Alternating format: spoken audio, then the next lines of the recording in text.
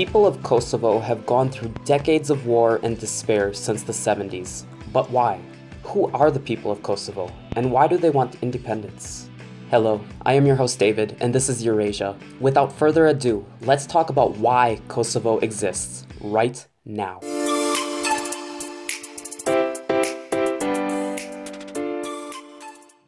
The Republic of Kosovo, bordered by North Macedonia, Albania, Montenegro, and Serbia, is a landlocked country located in the Balkans with mixed recognition throughout the world.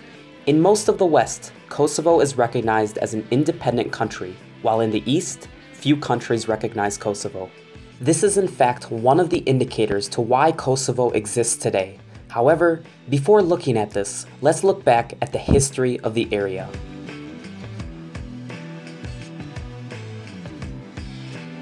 The area now known as Kosovo has a long history.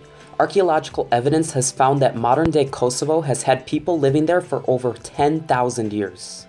However, the modern-day identity and demographics of Kosovo only start about 900 years ago, when Slavs started to move into the region.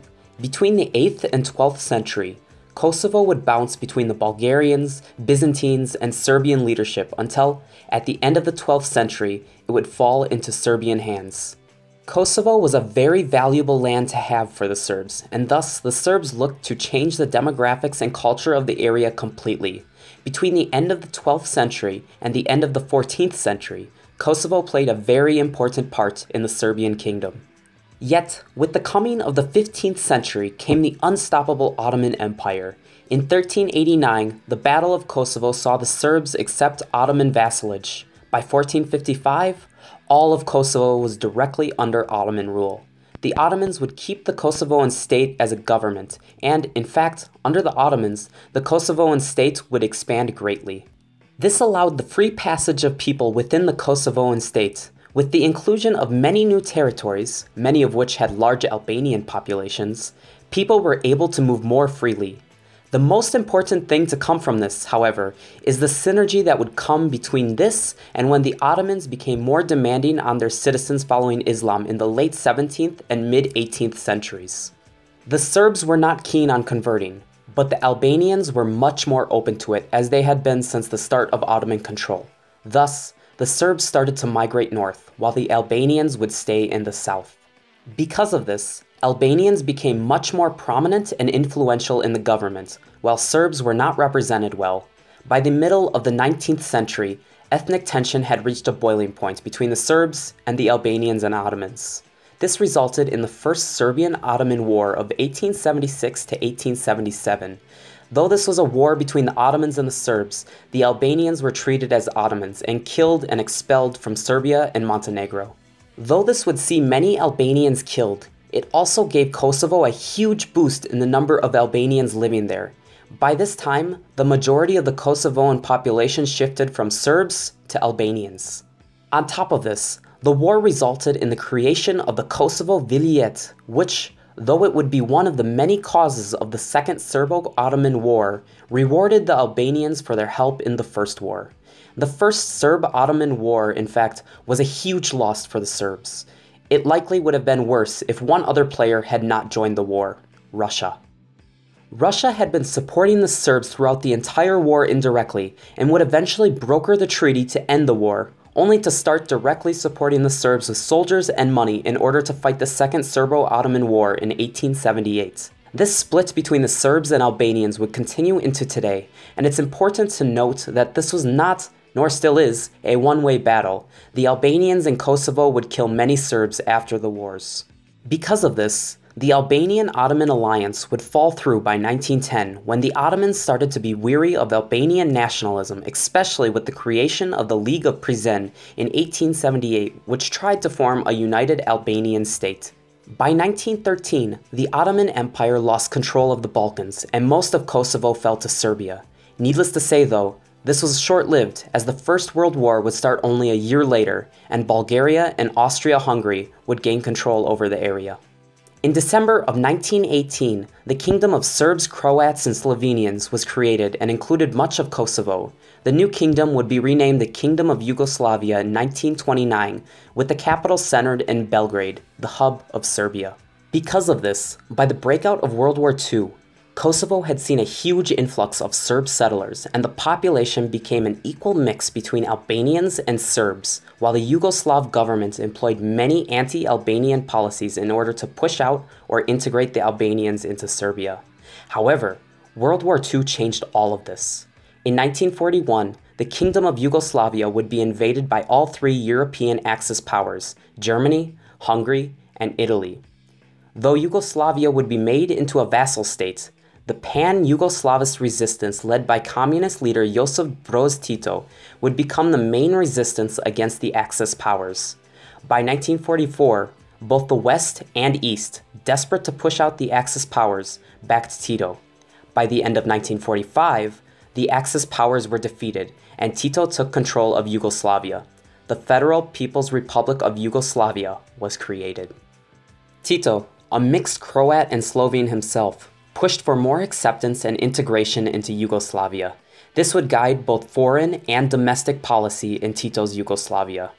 Domestically, Tito pushed for more interaction among the different people of Yugoslavia, including the Albanians and Serbs. Yet many of his actual policies contradicted this. Tito was actually the person to first create the modern borders of Kosovo with the Kosovoan Autonomous Region, which allowed Kosovo the same voting rights as other regions, but it did not allow Kosovo the right to leave Yugoslavia. This would anger both Serbia and Kosovo. However, the economic success of both Serbia and Kosovo, as well as the suppression by pan-Yugoslavists and Tito, would subdue any violence between Serbia and Kosovo. As far as foreign policy, Tito wanted to include some parts of Greece as well as Albania into Yugoslavia in order to fulfill the country's literal name as it translates as a Southern Slavic state. This was strictly opposed by Moscow, which would lead to the fallout between the two countries, but, moreover, was opposed also by the Serbs, who seen it as a way of increasing the influence of Albanians in Yugoslavia. Needless to say, Tito's foreign policy ambitions never came to fruition, but his later domestic policies followed suit with his earlier domestic policies.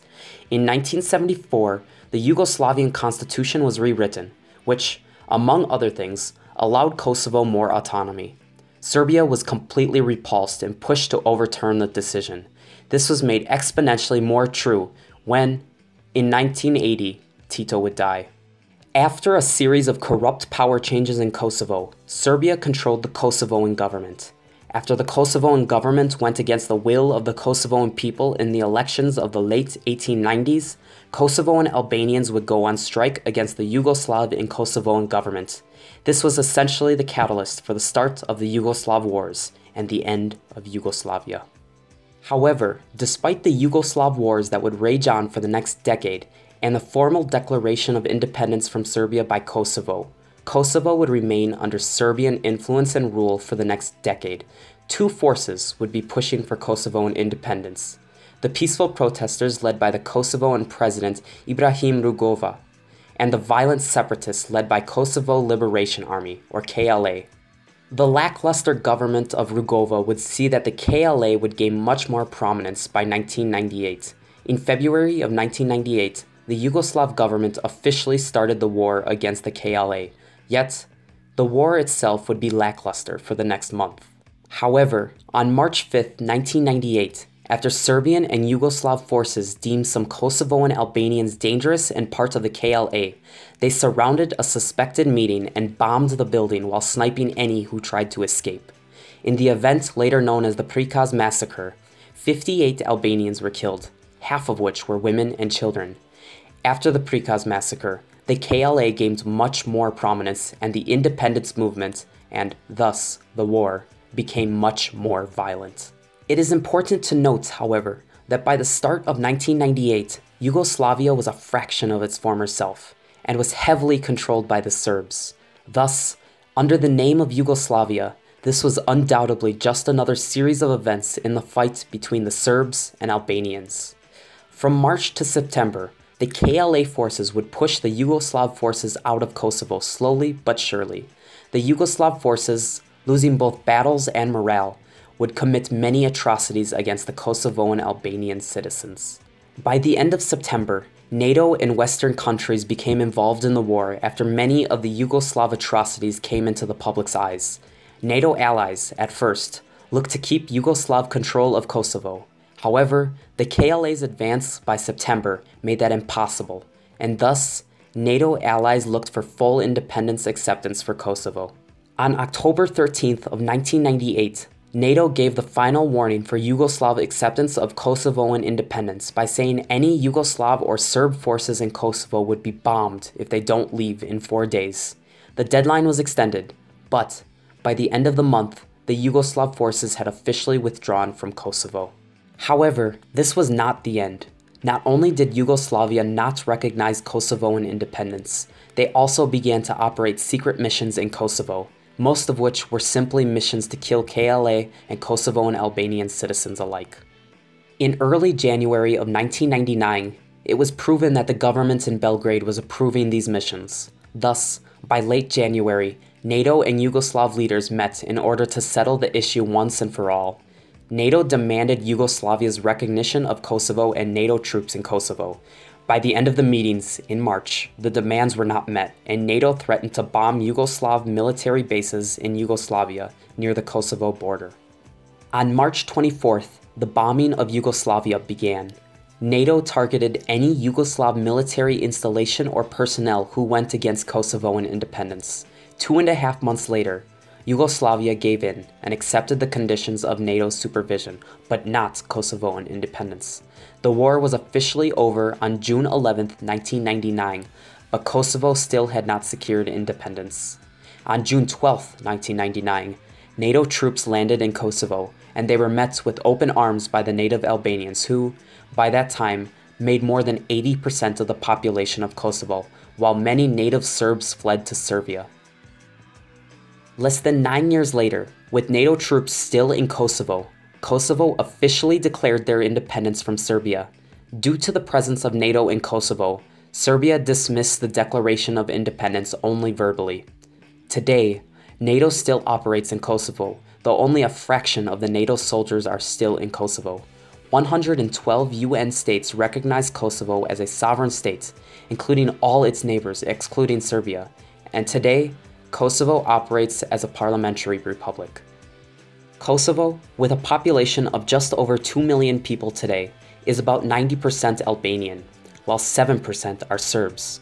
The other 3% is Bosnian, Roma, and other groups. The future of Kosovo is uncertain though. However, there are 4 likely paths for Kosovo in the next couple decades. First, NATO troops will remain in Kosovo and protect Kosovo's sovereignty. This is probably the most likely possibility. Secondly, NATO troops will leave Kosovo, but Kosovo will remain independent. Thirdly, NATO troops will leave, and Serbia will interfere in Kosovo. And lastly, NATO troops will leave, and Kosovo will become part of Albania. All are possibilities. Therefore, Kosovo may seem like a new phenomenon to the world, but the struggle for Kosovoan independence goes centuries into the past. Moreover, Kosovoan independence is part of the larger and longer rivalry between Albanians and Serbs that has been happening for a millennia. Thanks for watching. Don't forget to subscribe, and of course, like the video as well. Until next time, stay happy, stay humble, stay hopeful, and goodbye.